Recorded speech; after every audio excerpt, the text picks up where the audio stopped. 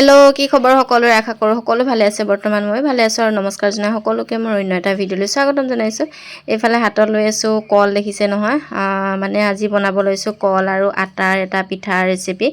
ভাবিলোঁ ভিডিঅ' অলপ কৰি আপোনালোককো দেখাওঁ যিসকলৰ পকা কল খাবলৈ মন নাযায় বা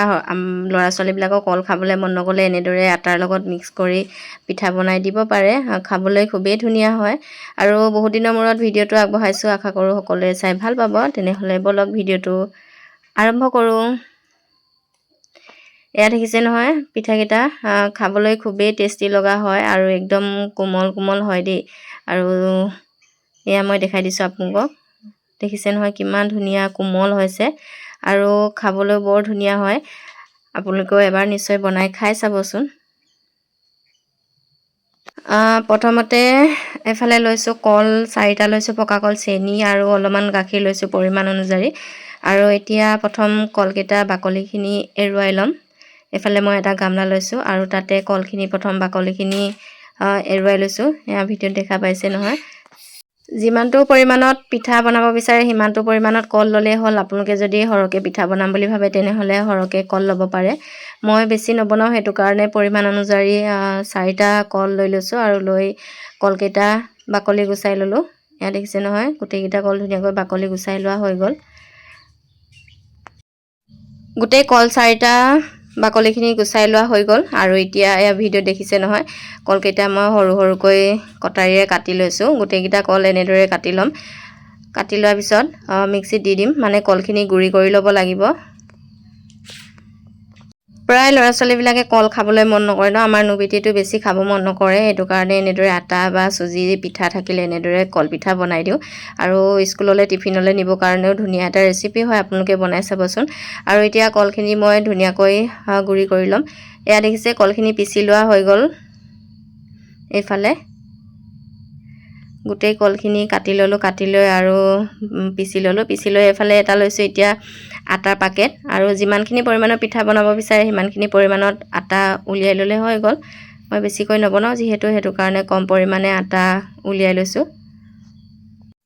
আটাৰ সলনি চাউলৰ পিঠাগুড়ি নহ'লে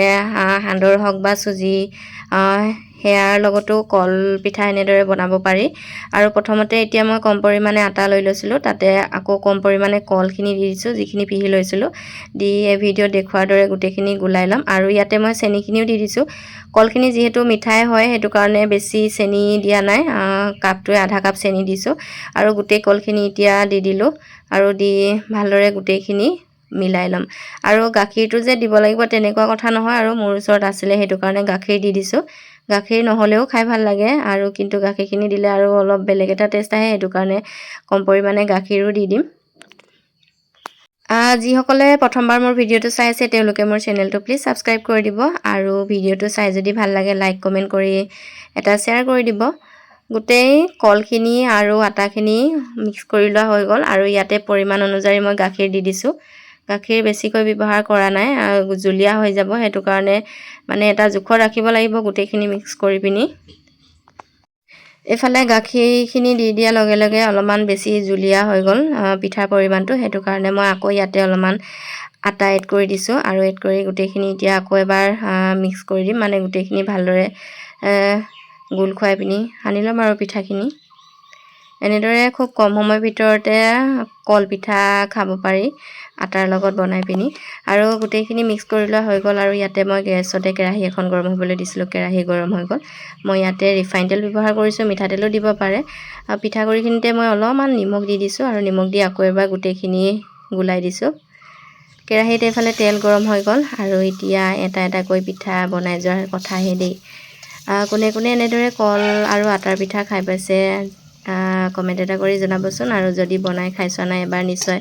কল আৰু এনেদৰে আটা হওক বা চাউলৰ গুড়ি হওক চুজিৰে হওক সকলোৰ লগতে বনাব পাৰি এবাৰ নিশ্চয় বনাই খাই চাব দেই এতিয়া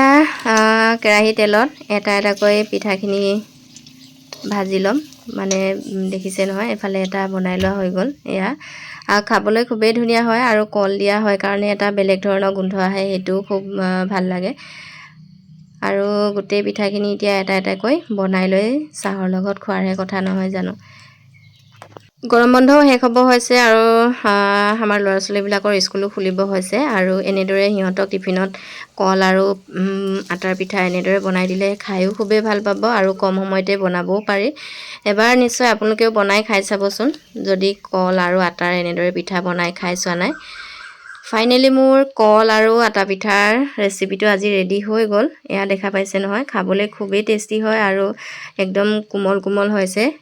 এয়া নিশ্চয় দেখিছে। থেংক ইউ দেই আজি ভিডিঅ'টো চোৱাৰ বাবে।